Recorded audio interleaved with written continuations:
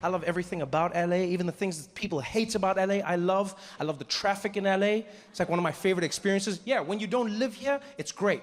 It's wonderful, because you get to be a part of it, but you know it's not yours forever. It's like another person's child. You know what I'm saying?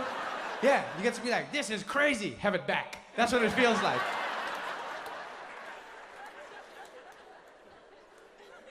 I love it, man. I love the vibe, you know? I love driving out here. You know, and while I'm out here, I get to listen to the radio, because you guys have great radio stations, because you're always in your cars, you know? In New York, like radio's not a big thing for me living in New York. I ride my bicycle, I walk through the streets, I can't listen to music because I'll die. But in LA, that's all I do. You just listen to music. Now these days when you're driving around, all you hear is trap music. That's the big thing you hear, is trap. That's the new music on the radio. It's really fun, trap. I don't understand what they're saying, but I enjoy it, you know?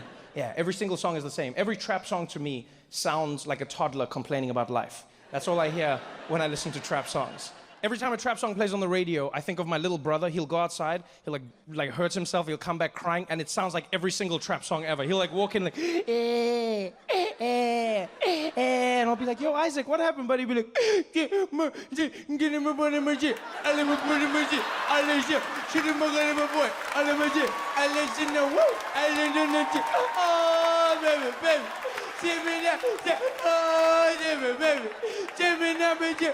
and I'll be like, yo, dude, slow down. I thought you were playing with your friends. What happened?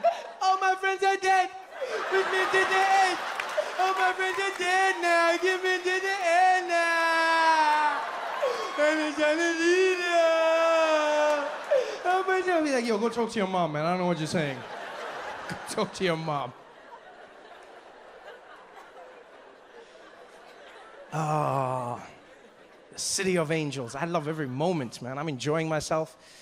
I just got back from vacation, so I'm having a great time. You know when you got that vacation swag? You know, you still got that thing? You know, you still feel loose, you feel relaxed. I went to Bali on vacation, yeah, out in Indonesia. Yeah, if you've never been, make a plan and get out there. It's an amazing place. I went out with some of my friends, learned a few things about myself as a person. Most important thing I learned is somebody needs to invent a TripAdvisor specifically for black people, right? No, because just generally I find that what white people want to do on vacation is what black people are trying to escape. And not in a bad way, it's just like we want different things out of life, you know? Like my white friends are always inviting me camping, for instance, always. Like with enthusiasm, we're all like, Trevor, you want to go camping, dude? I'm like, why? Why? It's like, dude, what do you mean why? It's amazing, you're kidding me? It's like no water, no electricity, you know? It's just like us in the great outdoors. You gotta like take a dump in the hole in the floor or something, dude. I'm like, yeah, that was my life. That was me growing up. You know how hard I worked to never go camping again? Every day I wake up in my bed and I'm like, thank God I'm not camping. If my family saw pictures of me camping, they would be devastated. My grandmother saw me out in the woods. She'd be like, oh, what happened to Trevor? Oh, I thought you were successful. Oh, it must be the crack.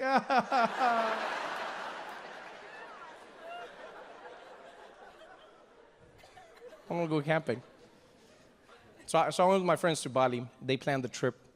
And before we went, I asked my friend, I was like, yo, Mitch, what are we gonna be doing? And he was like, dude, don't ask questions, Trevor. It's just gonna be a great time. I was like, yeah, I wanna know what the great time is gonna be about. He's like, dude, don't ask questions. I should have asked questions. Because we had fun, but the trip, like there were a few things that were weird that I wouldn't necessarily do on my own. For instance, on the third day of the trip, right, we had what was planned, what was built in our itinerary as an authentic Balinese experience. Right? That's what they called it, an authentic Balinese experience. And what they did was, they woke us up at 5 a.m., put us in a little bus, and we drove for like 3 hours. And when we got there, get out of the bus, we're like in the middle of it, it's like a remote village, and the little tour guide, really happy, way too happy for that time, and he's just like, welcome everybody, are you ready for a good time? And I'm like, yay. And so he's like, my name is Deng Basan, and I'm going to be your guide. Today, you will have an authentic Balinese experience. So exciting, follow me. And so we follow him, and he walks up to a little door, and I'm like, oh, okay, this is gonna be like a temple or a cave or something. And he's like, welcome, ladies and gentlemen, to the real Bali. And he opens the door, into somebody's house. This is not a museum house. This is just a house. Like someone lives there every single day. He opens the door and he's like, this is the home of someone in Bali. He eats here. He sleeps here. I'm like, does he know we're here? Because like we didn't knock. Nobody answered the door. For all I know, we're breaking and entering right now. We're in some weird Balinese gang. I don't know how this works. And as I'm about to ask the question, he turns and he's like, over here you can see the owner of the house. He's in the corner. And we turn and there's a man the whole time. He was just sitting there, frozen stiff. And now I'm like, is this guy part of this? I don't know if we should be doing this or should not be doing this. And Deng Basan turns to me, starts speaking to him in Balinese. He's like, Tengrawada Sangaraka. He's like, okay, you can touch anything. And so I'm like, oh no, I don't think we should. Before I can even finish, the people in our tour group were like, yeah, touch it all. Oh my God, touch it all. Oh my God, does he sleep here? Oh wow, is this where he eats? Oh my God, I can never do this. Oh my God, excuse me, thank you so much for having us. Oh my God, I appreciate my life so much more right now. Thank you so much, this is horrible. Can we take a selfie? Thank you. Are you on Instagram? I'll just put hashtag the man. Thank you. Oh my God. So I'm really awkward right now, right? Because this is like something culturally I'm not supposed to be doing. Right? As an African person, I should not be in somebody's house rummaging through their life. So I'm standing in the corner, really uncomfortable. And the owner of the house, he's really accommodating. He's friendly. You know, he's like, yes, thank you. Enjoy, thank you. And then he turns and he looks at me. And this was one of the most magical moments, right? Because he was smiling at everyone else. And his face completely changed when he turned. He was all hospitable. He's like, yes, thank you.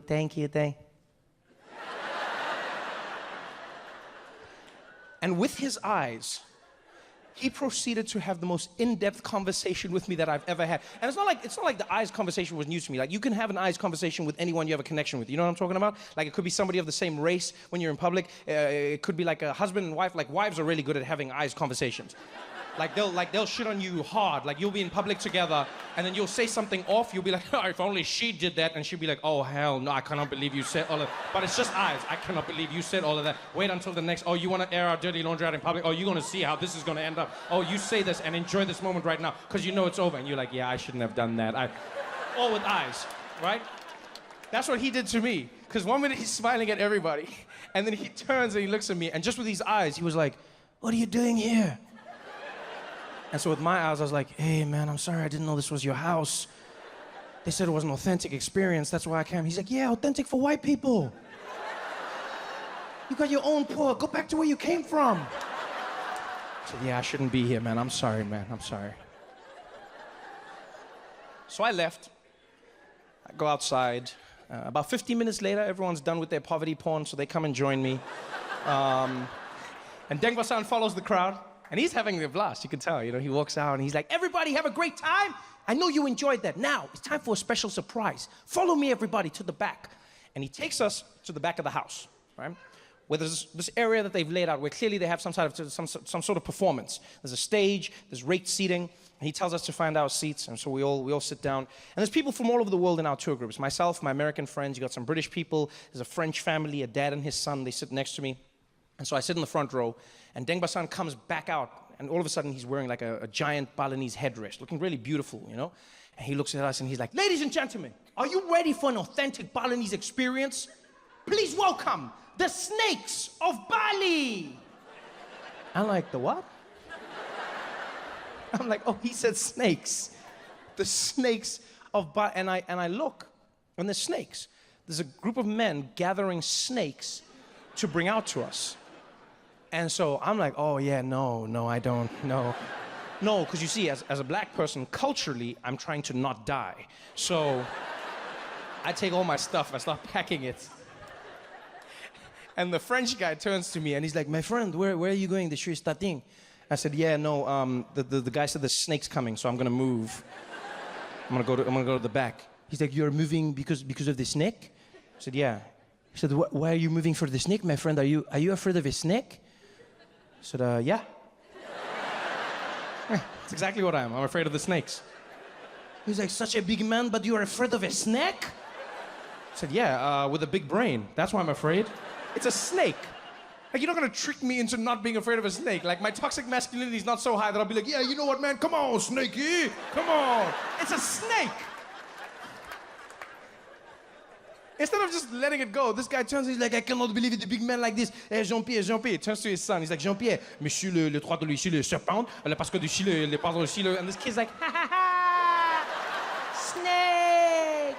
Snake. And he's like, oui, snake. Are you afraid? Snake. What is this? It's a snake. Snake.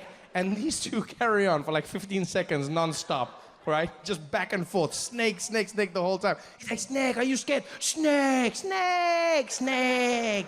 I'm like, whatever, man. You guys lost all your wars. So I go to the back. Right? I don't have time for this. I don't have time for this because there's snakes. So I go to the back, take all my stuff, and I climb up, and I'm sitting at the top, right? Because I want to see the show. I just don't want to be a part of it, okay? And so I've got my stuff, and I move all the way up to the top, and I sit there. And as I get there, the show starts, and Deng Basan's really excited, and he's like, "Ladies and gentlemen, please welcome your first performer, the powerful Python." And dude comes out with a giant python wrapped around him, right? And this guy had this cool trick where the python would squeeze him really tight, super tight, so tight you could almost hear his bones cracking, right? And then he'd make a sound. He'd be like, "Eh." And the snake would let go. And then it would start squeezing him again, and he'd be like, "Eh." And the snake would let go. And it would squeeze him again, and he'd make the same sound. He'd be like, "Eh." And the snake would let go. And I was like, wow, this is dope. This is cool. Yeah, they're in a consensual relationship. I like this. This is, And so he leaves with the snake. The next performer comes out, and this guy had a green mamba with him, right? And so Deng Basan is like, "Ladies and gentlemen, the green mamba!" And this guy comes out, and he had a cool trick where he took the lid off the basket, and the green mamba would come out, and then it would start doing like a little move, and then someone would play music, and then the snake charmer would dance with the snake, and they'd do the same moves. It was dope. It was like a Justin Timberlake video, just the two of them, okay? Like back and forth. I was like, oh, that was dope. And the snake goes back in, and then Deng Basan came out one final time, and he's like, "Now, ladies and gentlemen, are you ready for the final part of the show? Please welcome the King Cobra." And the final performer comes out with a cobra, puts the snake down, this is the lid, snake comes out. And I don't know what it was about this snake, but you could feel the energy change. Like, they were all snakes, but the snake looked mean, you know? Like, it looked like it hated life. There was something about it. Like the snake looked like it had a mortgage.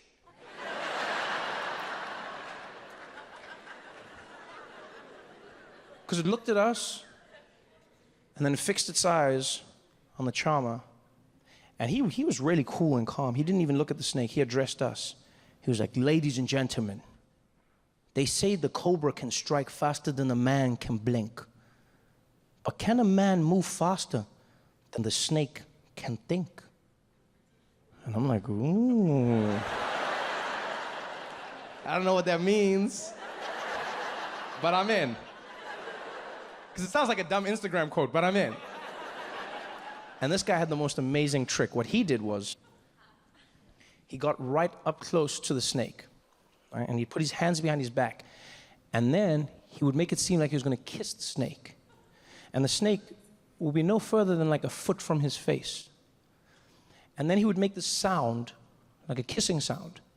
And as he made the sound, the snake would try to bite him, and then he'd move out of the way. I've never seen anything like it.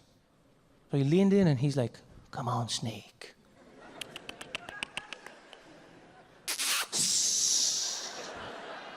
Too slow, Snakey. Try again. No love for you, my friend. Come on, Snakey. And all of us are enthralled. Every single one of us. No one's making a sound, no one's moving. And he does it over and over again. And then, to take it to the next level, he closes his eyes, pouts his lips. And I guess at this point, the snake was probably like, "Oh, I think I figured this out. This dude's gonna make the sound, and then he's gonna move. But if I bite before the sound, I can change everyone's lives." Because that's exactly what the snake does. The guy closes his eyes, pouts his lips. Before he can make the sound, the snake strikes him. Pa! Bam! Hits him on the mouth, right?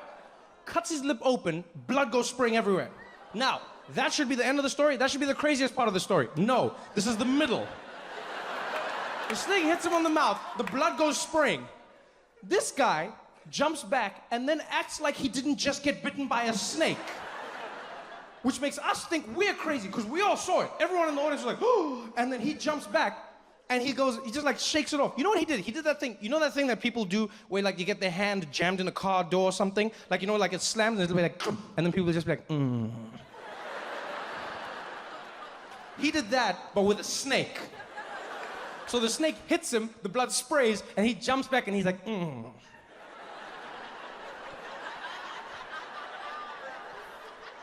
Don't worry, we're fine. Don't worry. Don't worry, everybody, we're fine. Relax, relax, we're fine, we're fine, we're fine. But we weren't fine. You know how we know this? Because his face started melting on the one side, right? So his face starts melting, his lips starts turning blue, and he goes back to do his kiss trick again, but he can't even stand, and then he looks at the snake looks at him, and he's like, okay, show is done, good night, everybody, goodbye, good night. He runs off. And all of us now, all of us, are just like, what the hell just happened, right? He runs off. I have questions in my head. I'm like, is he gonna be okay? Do we get our money back? How does this work? And then we turn back and we realize he's forgotten his snake. And you know what the worst thing was? Is it seemed like the snake realized the same thing at the same time. Because the snake also watched him leave. And then as we turned back, the snake was also like, oh, shit.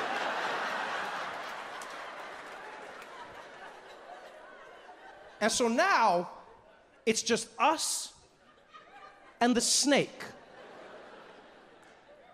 And mind you, there's no barrier, right? There's no concrete, there's no glass, there's nothing. It's an authentic Balinese experience. So we're all staring at the snake is staring at us. And then one genius decided now would be the perfect time to get an Instagram picture. And I don't know if it was the camera, the sound, or the flash. All I heard was click, and the snake jumped up and was like, and we were all like, ah! And then it was chaos. Pandemonium ensued. Now don't forget, I was at the back, so I just jumped off. I was like, haha, being black saved me! I was out!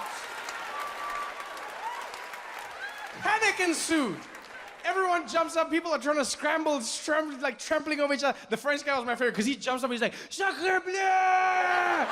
Le serpent! Le serpent! Allez, Jean-Pierre, allez! And he's pushing the people and he's running. He's like, allez, Jean-Pierre, Jean-Pierre! And when he turns, his son hasn't moved, right?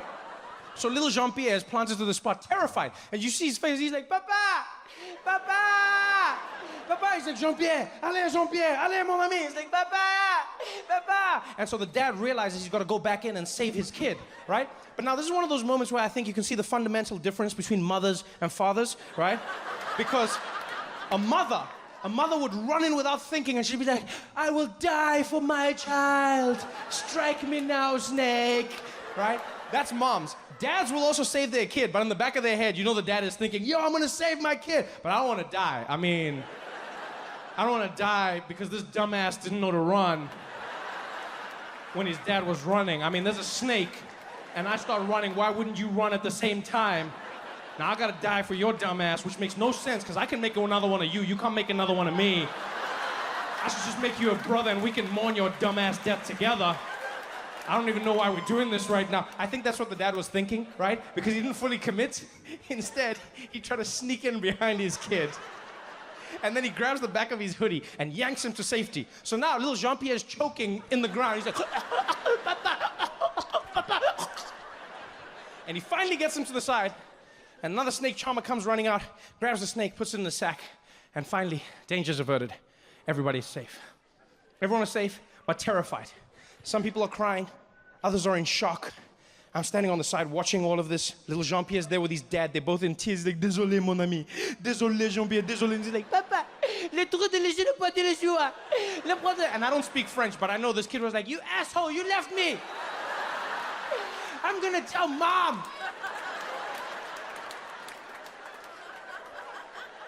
And so I'm staring at them, and I guess they could feel that I was staring. So they both stopped at the same time, and they turned and looked at me, and I looked at them.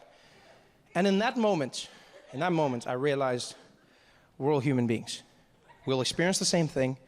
We went through the same trauma. No matter what happened to us before, we're all human beings. Because they looked at me, and I could see in their eyes what they'd just experienced, what I'd experienced. And in that pause, I bent down.